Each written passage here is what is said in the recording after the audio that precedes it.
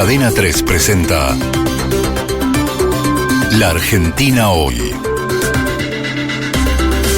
Sergio Supo entrevista a los protagonistas de la Argentina.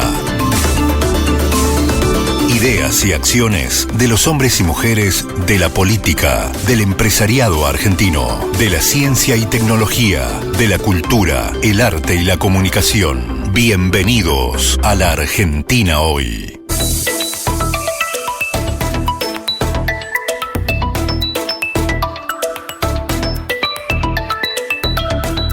¿Cómo les va? Muy buenas tardes. Aquí estamos en una nueva edición de La Argentina Hoy, minutos después de las 7:30 de la tarde, en esta nueva programación de Cadena 3 Argentina, tratando de profundizar los temas que nos impactan. Hay temas, como el que vamos a tratar hoy, que no están en la superficie, que no forman parte de la agenda pública. Ustedes no notan que los políticos, que los periodistas hablen del tema que vamos a hablar hoy, que es el tema de la demografía. ¿Qué es la demografía? ¿Cuántas personas nacen? ¿Cuántas personas mueren? Y por lo tanto, ¿cómo crece la población de los países, de las provincias, de las ciudades? Ha ocurrido un fenómeno en la Argentina en los últimos años, 10, 15 años, ahora lo vamos a precisar con el especialista que vamos a entrevistar, sobre una caída, una vertical caída en la decisión de los argentinos de tener hijos, de la edad en la que se tienen los hijos y de la cantidad de hijos que se tienen. Y esto tiene múltiples implicancias, no solo desde el punto de vista de las familias, no solo desde el punto de vista individual, tiene un impacto social, cultural, un impacto económico. Afecta, por ejemplo, la cantidad de chicos que van a la escuela y modifica las necesidades que los chicos o que las escuelas pueden llegar a tener respecto de su educación. Afecta el sistema jubilatorio porque en el futuro va a haber más viejos y menos jóvenes. Bueno, de todas estas cuestiones trata la Argentina de hoy, del día de la fecha. La Argentina Hoy.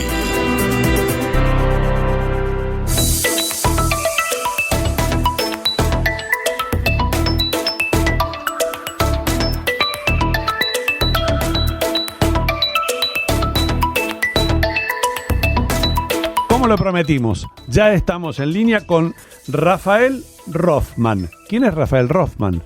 Es un verdadero especialista en demografía, investigador de CIPEC, el Centro de Investigación para las Políticas Públicas en la Argentina. Es economista, es magíster, estudió en California y es asesor y ha trabajado en distintos organismos internacionales sobre el tema. Un verdadero especialista para analizar, como decíamos recién, un tema que habitualmente no figura en la agenda pública argentina, pero que es muy importante y que nos determina el presente y sobre todo el futuro.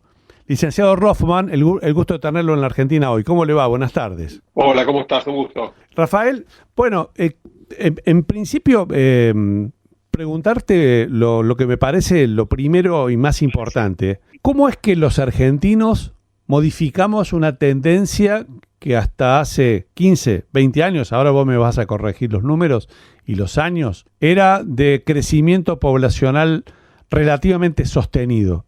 Ese crecimiento parece haberse detenido e invertido la secuencia.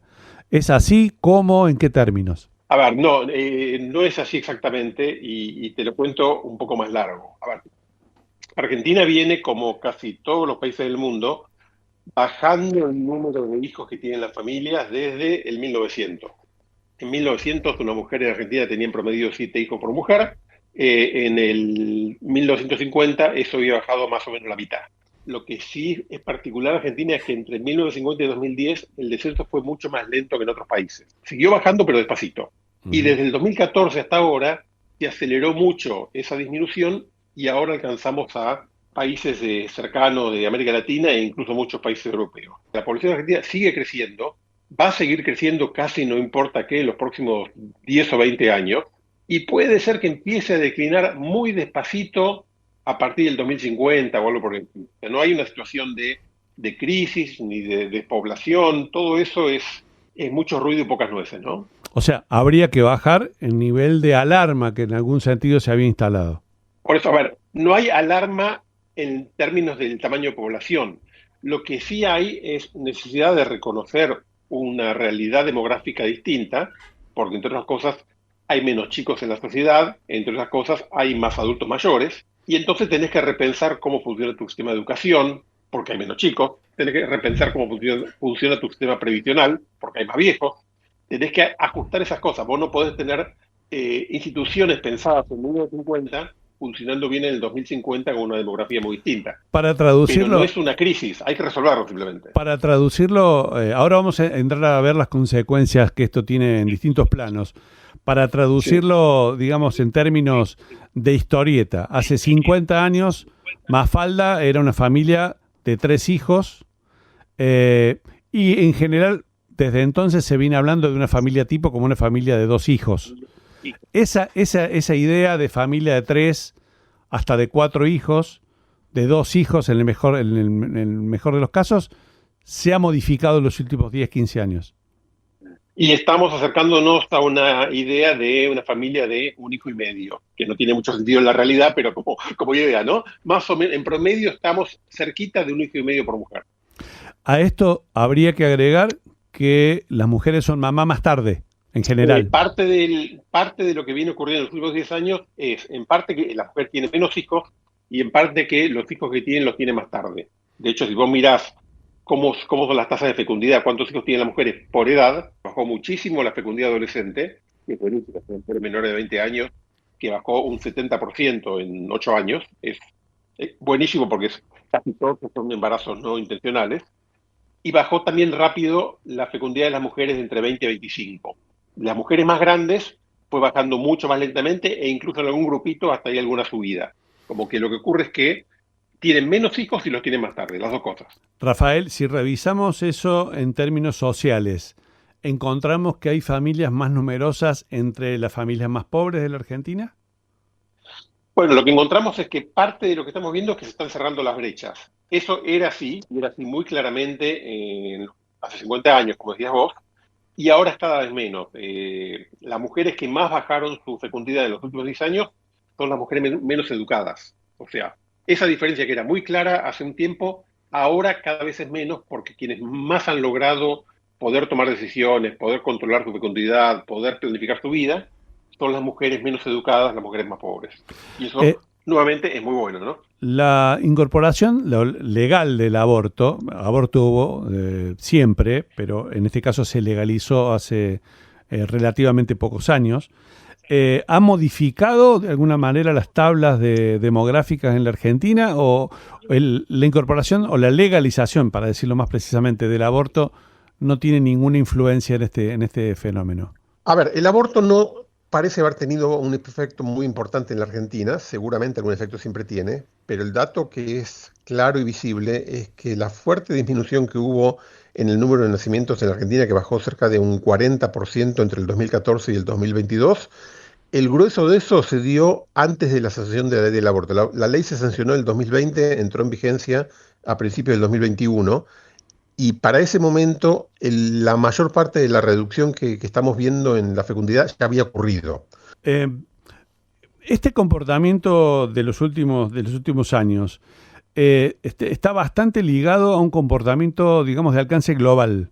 O sea, hemos dejado de tener un comportamiento propio, para llamarlo de alguna forma, aun cuando vos subrayás que los indicadores han caído desde los últimos 125 años, más o menos acompasados con el fenómeno del mundo. ¿Es así? Es así, durante varias décadas veníamos bajando, pero mucho más lento que el resto del mundo. Y en la última década recuperamos lo que no habíamos avanzado, para ponerlo en términos de una carrera, digamos. Evidentemente tiene que ver con algunos cambios culturales en la última década.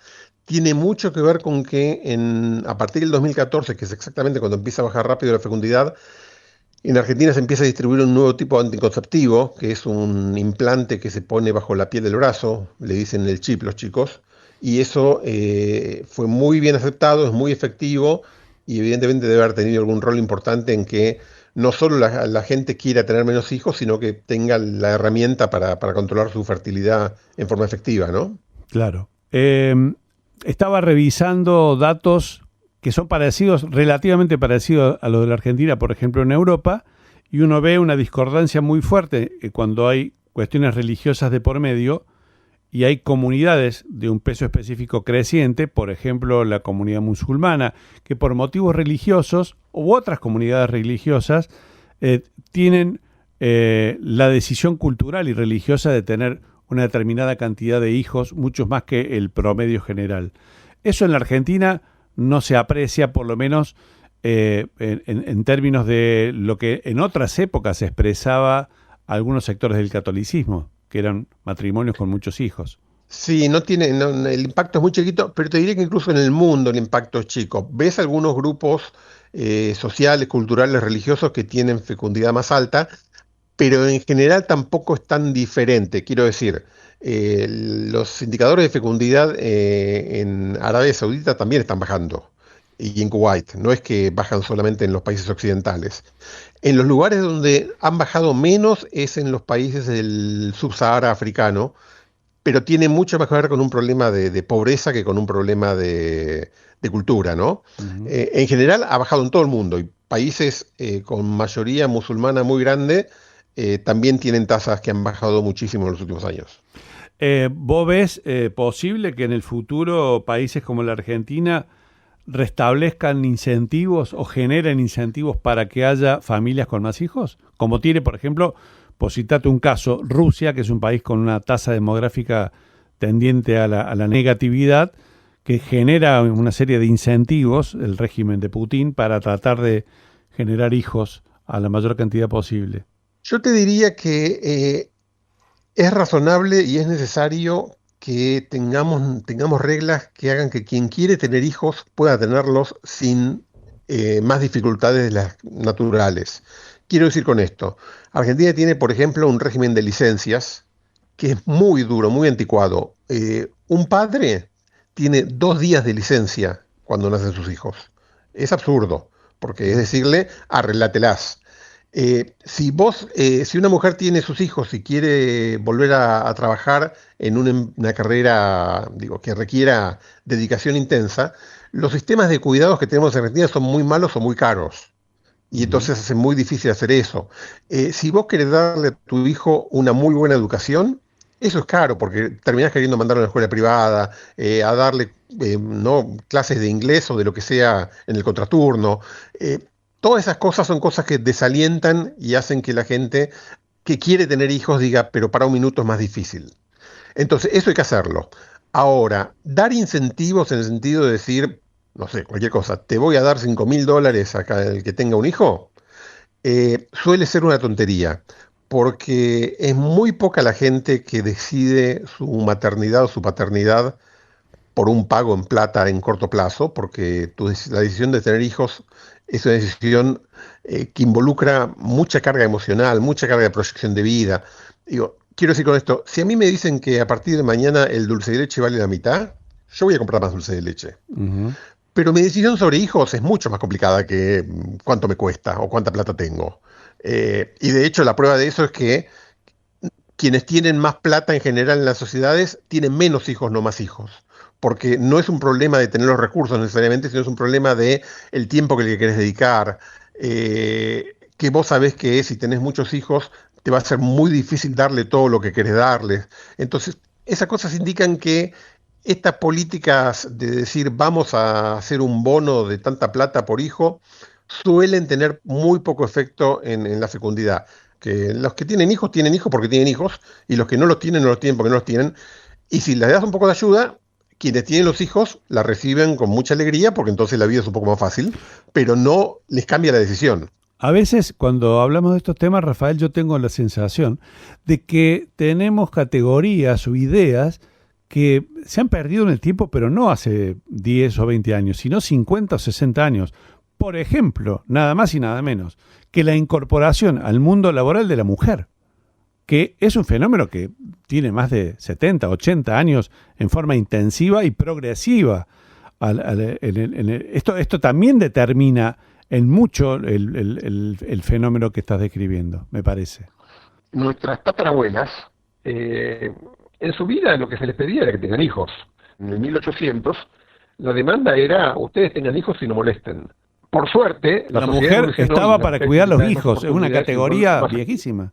A ver, indudablemente el hecho de que las mujeres tengan un rol más activo en la economía, que tengan empleos, eso hace que baje la fecundidad porque las mujeres tienen demandas que compiten con la maternidad.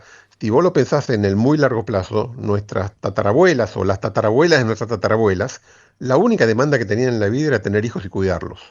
Y eso ha ido cambiando a lo largo del tiempo, llevó mucho tiempo y han sido procesos difíciles, lentos, complicados, pero que poco a poco se van consolidando, por lo cual el rol de las mujeres en la sociedad va siendo cada vez más igualitario al de los hombres. Hoy día, en un país como la Argentina, las mujeres ya tienen más niveles de educación, incluso más altos que los de los varones, tienen roles en la economía cada vez más importantes.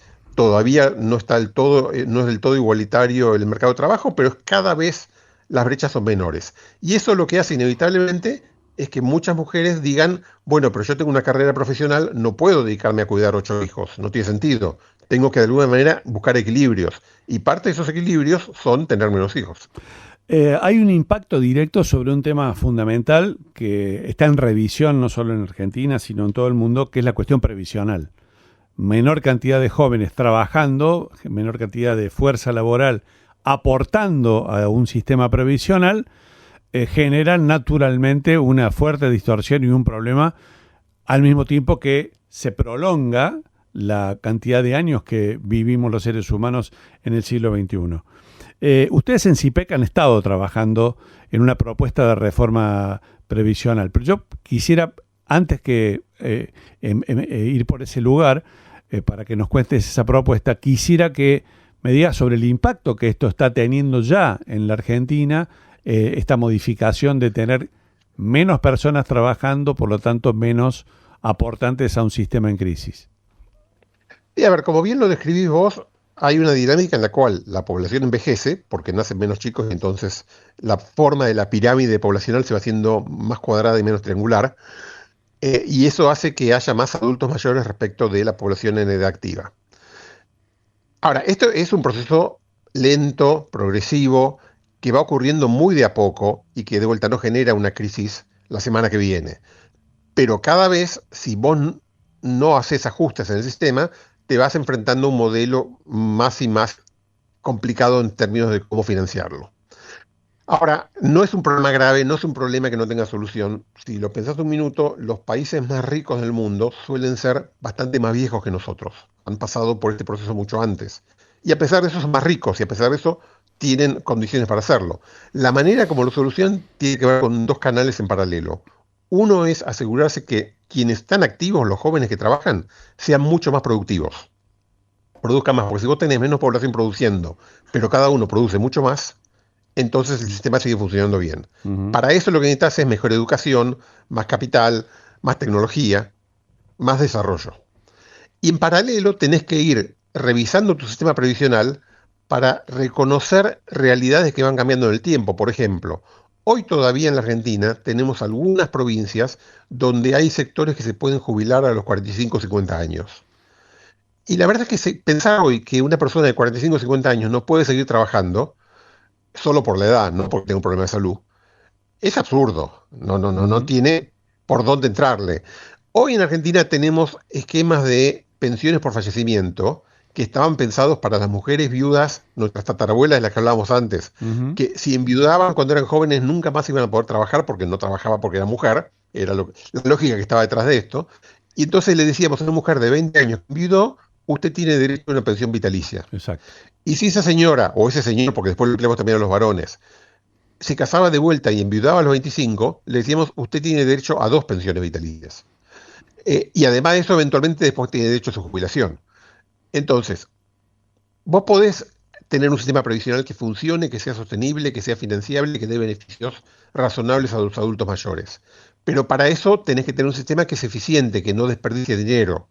Y el sistema previsional argentino desperdicia mucha plata, gasta mucha plata en pagarle a beneficios a gente que no debería en la lógica estar adentro del sistema. Para darte un dato muy puntual, y a partir de ahí podemos pasar a una propuesta concreta, en Argentina, según el censo 2022, hay más de 2,5 millones de personas menores de 65 años que cobran un beneficio previsional. Claro. Y bueno, entonces si haces eso vas a tener problemas. Y ustedes en CIPAC han trabajado el tema. ¿Cuáles serían las propuestas fundamentales que están planteándole la opinión pública y al debate político? Que yo creo que este mismo año, puede llegar a ocurrir en el Congreso una modificación del sistema previsional. Si no es este año, será el año que viene. A ver, sin duda, hay temas que hay que revisar y hay que revisar vinculados a la dinámica demográfica, pero además hay que revisarlos porque el sistema tiene muchas ineficiencias que lo hace más caro, que hace que al final pague beneficios menores a lo que debería y que hace que sea injusto y muy ineficiente. Déjame darte un pequeño listado de algunas cosas que creemos que hay que tocar. Un primer problema que está mal y que hay que resolver es cómo se definen los beneficios de la gente que se jubila. Una de las reglas nosotros tenemos dos reglas en Argentina para definir quién cobra una jubilación. Una es la edad, 60 años las mujeres, 65 años los varones, y otra es que tenga 30 años de aportes. El problema con la segunda regla, 30 años de aporte, es que por la dinámica del mercado de trabajo argentino, y esto no va a cambiar en los próximos años, apenas un 25 o 30% de la población llega a la edad jubilatoria cumpliendo esa condición.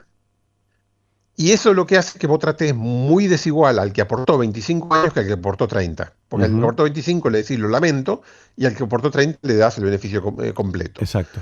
Lo que terminamos haciendo en nuestro país en los últimos 20 años fue inventar un parche que se llama moratoria, que tiene en un la cual plazo le decías fijo, a la gente... 23 de marzo. Bueno, termina. Que se vence ahora en muy poco tiempo, sí. Y que lo que la moratoria hacía era decirle a la gente, bueno, si usted aportó menos de 30 años, no importa, lo arreglamos de alguna manera, mentimos un poquito, era básicamente la manera de armarlo. Eso que puede ser una solución de corto plazo, que tapas un parche de alguna manera, es lo que tenemos hace 20 años. Y los parches cuando duran 20 años funcionan muy mal. Es como si vos tenés ahora un accidente y te estás desangrando y yo te hago un torniquete en la pierna, a lo mejor te salvo la vida, pero si te dejo el torniquete puesto durante 20 años, vas a tener un problema serio. Acá pasa algo parecido. Claro. Entonces eso hay que resolverlo. La manera de resolverlo es decir, no, hay que cambiar esa lógica, es decir, el mínimo de 30 años no tiene sentido. Hay que decirle a todo ciudadano argentino mayor de determinada edad, usted tiene derecho a una protección básica porque nosotros no queremos tener adultos mayores pobres. Rafael, pero además de eso, sí. Si usted aportó, tiene derecho a algo más. Okay.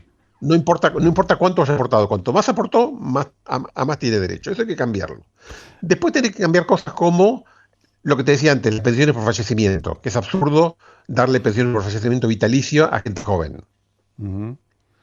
Tenés que cambiar cosas como en Argentina tenemos cerca de 200 regímenes de excepción. O sea, además del sistema previsional que todos conocemos, hay 200 sistemitas dando vuelta. Hay regímenes especiales, regímenes diferenciales, regímenes provinciales, retiros militares. Hay 200 de esos. Todos mejores que el régimen general. Más generosos y más caros. Pero entonces, lo terminamos pagando entre todos al final, ¿no? Y por supuesto, pero además, si vos tuviste la suerte de ser un banquero en el Banco de la Provincia de Buenos Aires y eras cajero ahí, tu jubilación va a ser el doble que la que va a cobrar un señor que hizo el mismo trabajo en el mismo periodo, con el mismo sueldo, en un banco privado a una cuadra de donde trabajás vos. Claro, ¿por qué? Claro. Digo, y eso lo pagamos todos. Sí. Y eso hace que entonces sea muy difícil. Entonces, todas estas cosas que te decía, la cantidad de gente joven que cobra beneficios, la cantidad de gente que cobra más de una jubilación porque acumula pensiones y jubilaciones, y la cantidad de gente que cobra beneficios muy altos porque está en algún régimen de excepción, hacen que esto sea mucho más caro de lo que debería, y que entonces la posibilidad de pagar mejores jubilaciones sea mucho más difícil de lo que debería. Claro. Y eso hay que arreglarlo. Rafael, seguramente sobre este tema vamos a volver a lo largo del año en la Argentina hoy, y es muy probable que te volvamos a consultar sobre este y otros temas. Hay una pregunta que le hacemos a todos los entrevistados de la Argentina hoy, que es: recomendanos un libro que te gustaría que los oyentes de Cadena 3 lean. Te acabo de poner una pregunta. Sí, me parece aprieto porque es muy rápido. Un libro que me gustaría que a ver, si les interesa la discusión de la primera parte de lo que hablábamos, el tema de por qué la gente tiene hijos y cómo tiene hijos, sí. Hay un libro de un economista que se llamaba, ya fallecido, que se llamaba Gary Becker, que es el tratado, okay. Gary Becker, el tratado sobre la familia, que tiene una extraña mezcla de discusión más bien filosófica, digo, de por qué la gente tiene hijos y cómo funciona eso, mezclado con matemática complicada para hacer modelos. Uno puede ignorar la matemática, o si le gusta la lee, pero si no, saltás esa parte y no pasa nada. Pero es una discusión fascinante sobre cómo la gente tiene hijos y por qué. Y cómo la gente se casa y por qué. Y cómo eso son respuestas e incentivos y cómo a medida que las sociedades progresan eso va cambiando. Repetime el nombre del libro. Y Gary Becker se llama Gary Becker, Tratado sobre la Familia. Rafael, muchísimas gracias. Un abrazo grande. Por favor, un abrazo. El análisis para entender lo que pasa cuando pasa. La Argentina hoy. Muy interesante la charla con Rafael Rothman. Nos podríamos haber quedado conversando mucho más tiempo. Seguramente vamos a volver con él para hablar de por qué tenemos menos hijos y el impacto que eso tiene en la sociedad de hoy, en la Argentina y en el mundo. Por ejemplo, como en la última parte de la conversación escuchaste, cómo eso impacta en nuestras jubilaciones, en los que se van a jubilar y en los que están jubilados ahora. Bueno, sobre esto y otros temas trata la Argentina hoy de cada día. Hasta mañana. Un abrazo grande. La Argentina hoy. Grandes entrevistas en Cadena 3.